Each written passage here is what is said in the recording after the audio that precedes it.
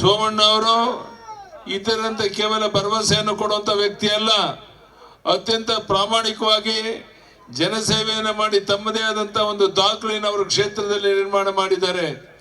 ಅಂತ ವ್ಯಕ್ತಿ ಪ್ರಧಾನಿ ನರೇಂದ್ರ ಮೋದಿ ಅವರು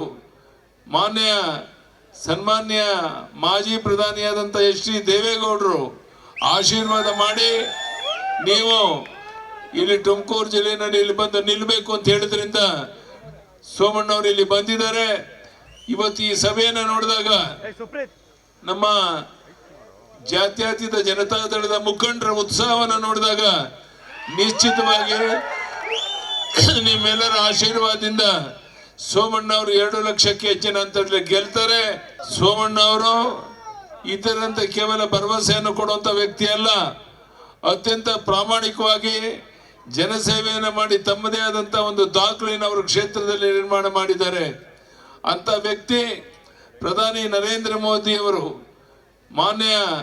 ಸನ್ಮಾನ್ಯ ಮಾಜಿ ಪ್ರಧಾನಿಯಾದಂಥ ಎಚ್ ಡಿ ದೇವೇಗೌಡರು ಆಶೀರ್ವಾದ ಮಾಡಿ ನೀವು ಇಲ್ಲಿ ತುಮಕೂರು ಜಿಲ್ಲೆಯಲ್ಲಿ ಇಲ್ಲಿ ಬಂದು ನಿಲ್ಲಬೇಕು ಅಂತ ಹೇಳಿದ್ರಿಂದ ಸೋಮಣ್ಣ ಅವರು ಇಲ್ಲಿ ಬಂದಿದ್ದಾರೆ.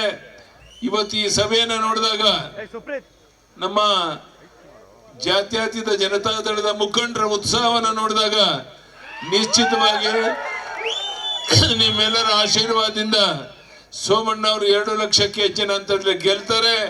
ಬೆಂಗಳೂರಿನಿಂದ ಮಂಗಳೂರುವರೆಗೆ, ಬೀದರ್ನಿಂದ ಚಾಮರಾಜನಗರದವರೆಗೆ ನಿಮ್ಮ ಸುದ್ದಿ ನಿಮ್ಮದೇ ಭಾಷೆಯಲ್ಲಿ ಕರ್ನಾಟಕ ತಕ್.